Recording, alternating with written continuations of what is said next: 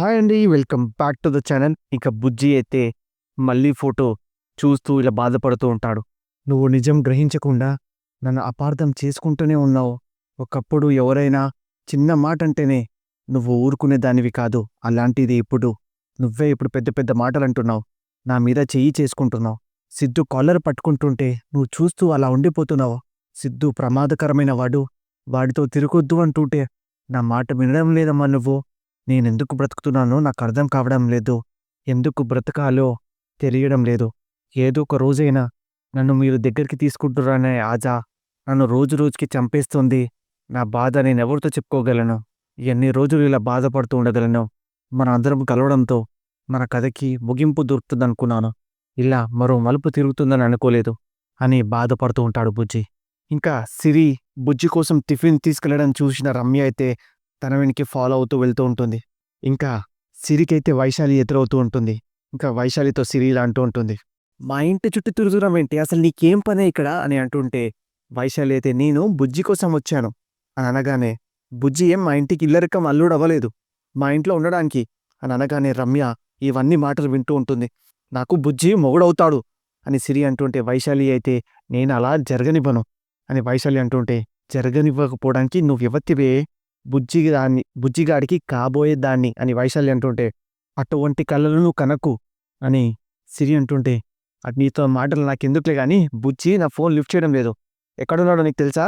తెలుసు, నువ్వు అక్కడికి వెళ్ళడం కష్టం అని సిరి అంటుంటే వైశాలి అయితే ఎంత దూరమైనా ఎంత కష్టమున్నా సరే బుజ్జి కోసం నేను ఎక్కడి దాకైనా వెళ్ళగలను అని వైశాలి అంటుంటే, అయితే ఎక్కడుంటాడో చెప్తాను విను, ఎలాగే వెళ్ళగలవో నేను చూస్తాను. బుజ్జిగాడు భద్రంగా నా గుండెల్లో ఉన్నాడు, వెళ్ళగలవా? వెళ్తానన్నావు గదా చెప్పు. నాకిలా చెప్పడమే వచ్చు. నా బుజ్జికి ఇంకెప్పుడు ఫోన్ చేయకు. వాడు నా వాడు. వాడి అదృష్టం బాగుండి మీ ఇంటి నుంచి బయటికొచ్చాడు. తన బ్రతికేదో తను బతుకుతున్నాడు. ఇంకా నా బంగారాన్ని మీరెవ్వరూ డిస్టర్బ్ చేయకండి అని సిరి వార్నింగ్ ఇస్తూ ఉంటే, ఇంకా వైశాలి నీ బంగారం కాదు నా బంగారం అని ఇద్దరు గొడవపడుతూ ఉంటారు. ఇంకా ఆర్గ్యుమెంట్ ఎక్కువై ఇద్దరు కొట్టుకునే దాకా వెళ్తుంది. ఇదంతా ఒక పక్క నుంచి రమ్య చూస్తూ ఉంటుంది. ఇంకా రమ్యకి కోపం వచ్చి వాళ్ళిద్దరిని వెళ్ళి ఆ గొడవను ఆపేస్తూ ఉంటుంది. ఇంకా రమ్య అయితే సిరి నువ్వు నాతో పద అని అంటుంటే, లేదా ఆంటీ నేను కాస్త బయటికి వెళ్ళాలి, కాస్త నా పర్సనల్ వర్క్ ఉంది అని అనగానే రమ్య అయితే ఈ కవర్ ఏంటి, ఈ పర్సనల్ ఏంటో నాకు అర్థమైంది, ఇంకేం మాట్లాడకుండా నాతో పద అని తీసుకువెళ్తూ ఉంటుంది. మరీ రోడ్డున నిలబడి నువ్వేం మాట్లాడుతున్నావో ఏం గొడవ పడుతున్నావో నీకేమైనా అర్థమవుతుందా?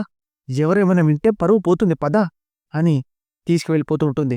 ఇంకా రమ్య అయితే వైషు ఇంకేమైనా ఉంటే బుజ్జిగాడితో తేల్చుకో, ఇక్కడికి రాకూడదు, ఇంకోసారి ఇంటి ముందు కనిపించావంటే నీకు అస్సలు బాగోదు అని రమ్య వార్నింగ్ ఇస్తుంటే, అప్పుడే వైశాలి అయితే నాకు బెదిరించడం నాకు బుద్ధి చెప్పడం కాదు, దీనికి బుద్ధి చెప్పండి ఫస్ట్.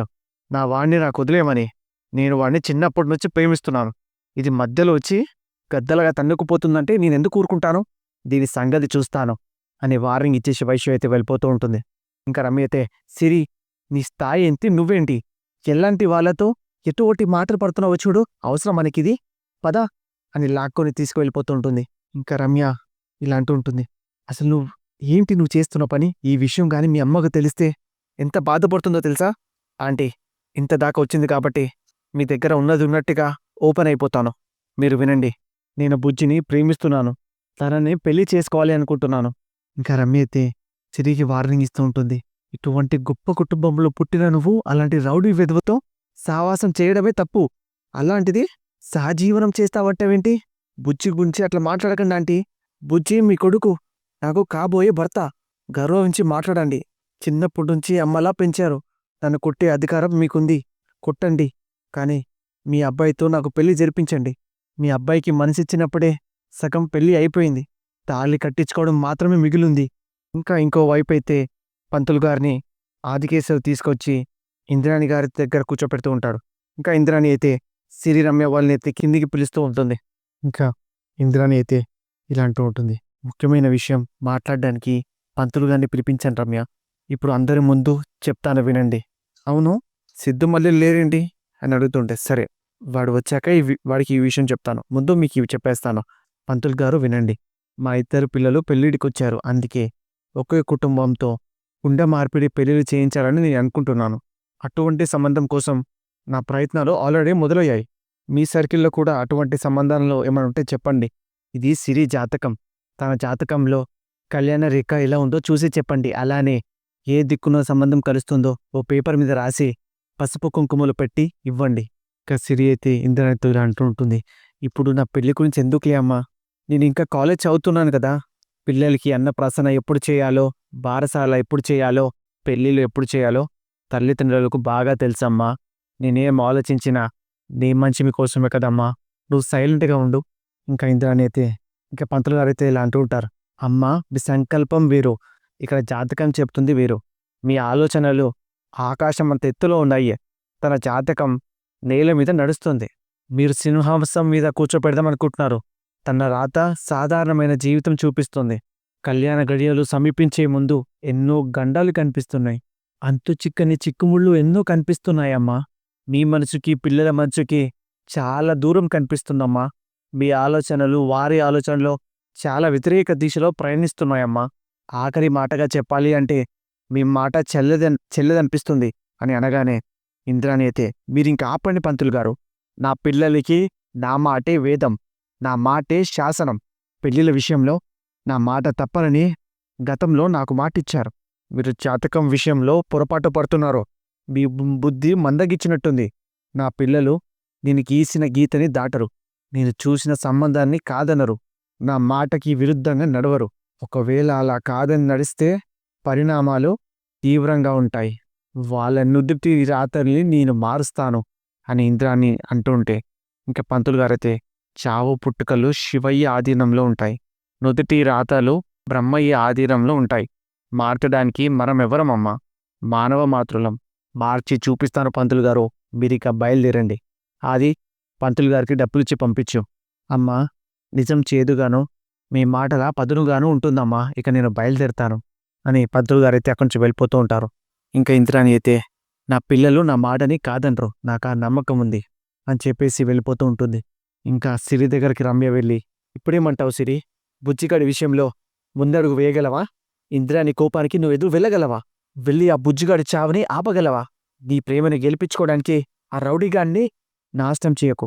ఇది విన్న సిరి అయితే వెంటనే ఆదికేశవ్ దగ్గరికి వెళ్ళి అంకుల్ అంకుల్ మీరైనా అమ్మతో మాట్లాడండి. సంబంధాలు చూడొద్దని చెప్పండి. నేను బుజ్జిని మర్చిపోలేకపోతున్నాను. బుజ్జి విషయం మీకు చెప్పాను కదా అంకుల్. మీరు పరిష్కారం చేస్తానని చెప్పారు. మా ప్రేమ విషయం మీరే అమ్మకి చెప్పండి అంకుల్.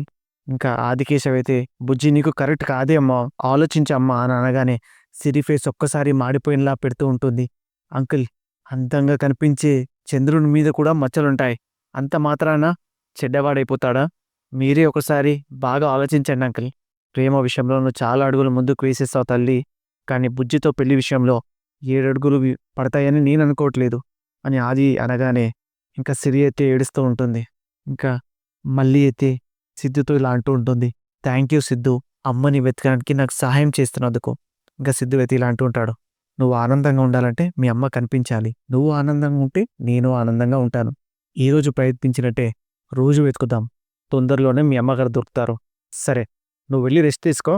కమలతో కాఫీ పంపించమంటావా అని అనగానే ఏం వదిలే సిద్ధు, మైండ్ రిలీఫ్ అవుతుంది. తాగు, నేను పంపిస్తాను. నువ్వు రూమ్లోకి వెళ్ళి రెస్ట్ తీసుకో అని మళ్ళీతో అంటుంటాడు సిద్ధు. సిద్ధు అయితే లోపల ఇలా అనుకుంటాడు. ఇప్పుడు కానీ మళ్ళీ కానీ నన్ను తిరిగి చూస్తే తను నాతో లవ్లో ఉన్నట్టు. ఇన్ కేస్ తను కానీ నన్ను వెనక్కి తిరిగి చూడకపోతే తను నన్ను లవ్ చేయనట్టే అని 1, 2, 3 అని కౌంట్ చేయగానే మళ్ళీ వెనక్కి తిరుగుతూ ఉంటుంది. ఇది చూసిన సిద్ధు అయితే చాలా హ్యాపీగా ఎస్ ఎస్ అని ఫీల్ అవుతూ హ్యాపీగా అరుస్తూ ఉంటాడు. ఇంకా మళ్ళీ అలుగుతూ ఉంటాడు. మళ్ళీ ఇప్పుడు నువ్వు ఎందుకు వెనక్కి తిరిగి చూసావు? నా మీద ఏం లేదా? నిజంగా ఏం లేదా నా మీద అని మళ్ళీ అడుగుతూ ఉంటే ఏం లేదు అని మళ్ళీ అనగానే నువ్వు చెప్తుంది అబద్ధం అనిపిస్తుంది. సర్లే వెల్ అని పంపించేస్తుంటాడు. నేను బయటపడుతున్నాను, నువ్వు బయట పడలేకపోతున్నావు. అంతే తేడా.